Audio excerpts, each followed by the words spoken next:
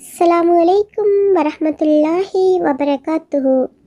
காசா போர் நிறுத்தம் முதல் கட்டம் முடிந்த பின் இரண்டாம் கட்டம் குறித்த குழப்பம்.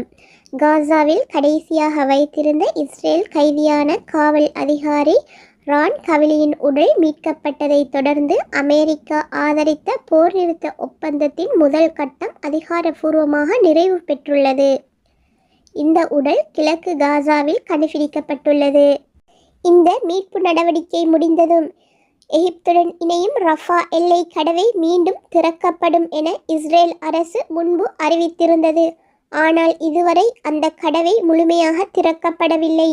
அமெரிக்க அதிபர் டொனால்ட் ட்ரம்பின் அமைதி திட்டத்தில் காசாவின் மறுசீரமைப்பு மற்றும் பொதுமக்களின் வாழ்வாதார மீட்பு முக்கிய அம்சமாக குறிப்பிடப்பட்டுள்ளது.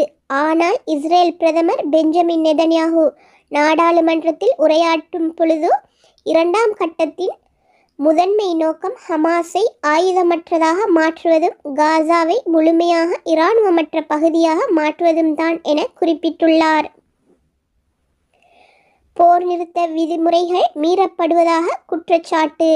முதல் கட்டத்தின் கீழ் ஹமாஸ் அனைத்து உயிருடன் மற்றும் உயிரிழந்த இஸ்ரேல் கைதிகளையும் ஒப்படைக்க வேண்டும் என்றும் அதற்கு பதிலாக இஸ்ரேல் தாக்குதல்களை நிறுத்தி படைகளை ஒப்புக்கொண்ட எல்லைக்குள் பின்னடைய வேண்டும் என்றும் ஒப்பந்தத்தில் குறிப்பிடப்பட்டுள்ளது. ஹமாஸ் தனது பங்கை முழுமையாக நிறைவேற்றியிருந்தாலும் போர் நிறுத்தம் அமுலுக்கு வந்ததிலிருந்து குறைந்தது 484 பலஸ்தீனியர்கள் உயிரிழந்துள்ளதாக உள்ளூர் தகவல்கள் தெரிவிக்கின்றன. இஸ்ரேல் படைகள் இன்னும் ஒப்பந்தத்தில் குறிப்பிடப்பட்ட மஞ்சள் கோடு வரை பின்னடையவில்லை. மேலும் காசாவின் சுமார் 13% நிலப்பகுதி இஸ்ரேல் பாதுகாப்பு மண்டலமாக அறிவிக்கப்பட்டு அதன் கட்டுப்பாட்டில் உள்ளது. இதனால் அகதிகளாக உள்ள இலட்சக்கணக்கான பலஸ்தீனியர்கள் குறுகிய பகுதிகளில் அடைக்கப்பட்டுள்ளனர். ரஃபா கடவை மற்றும் உதவிகள். ரஃபா எல்லை வழியாக முழுமையான மனிதாபிமான உதவிகள் காசாவிற்குள் அனுமதிக்கப்பட வேண்டும் என ஒப்பந்தம் குறிப்பிடுகின்றது. ஆனால் காசா ஊடக அலுவலகத்தின் தகவலின்படி தினமும் அனுமதிக்கப்பட வேண்டிய 600 உதவி லாரிகளுக்கு பதிலாக தற்பொழுது சுமார் 230 லாரிகள் மட்டுமே நுழைகின்றன. இஸ்ரேல் தங்குமிடங்கள், மருந்துகள் மற்றும் கட்டுமான பொருட்கள் உள்ளிட்ட பல முக்கிய பொருட்களை தொடர்ந்து கட்டுப்படுத்தி வருகின்றது. இடிபாடுகளுக்குள் சிக்கிய ஆயிரக்கணக்கான உடல்கள். இஸ்ரேலின் குண்டுவீச்சின் காரணமாக காசாவின் பெரும்பாலான பகுதிகள் முற்றிலும் அழிக்கப்பட்டுள்ளன.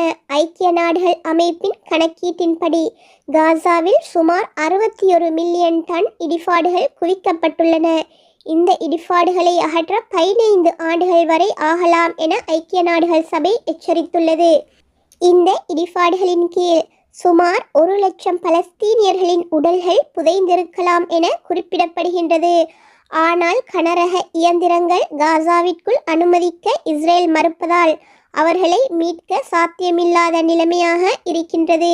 காசா நகரிலிருந்து செய்தியாளர் ஹிந்துல் குதுரி தெரிவித்திருப்பதாவது: ஒவ்வொரு தெருவிலும் இடிந்த கட்டிடங்களின் கீழ் மனிதர்கள் புதைந்திருக்கின்றனர்.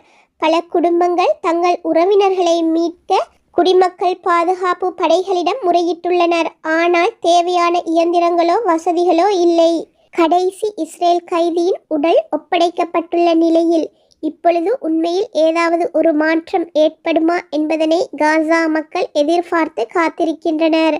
மறுசீரமைப்பு, ரஃபா கடவை திறப்பு மற்றும் உதவிகள் அதிகரிக்கும் என வாக்குறுதிகள் அளிக்கப்பட்டிருந்தாலும் காசாவில் அதற்கான மாற்றங்கள் இன்னும் தென்படவில்லை.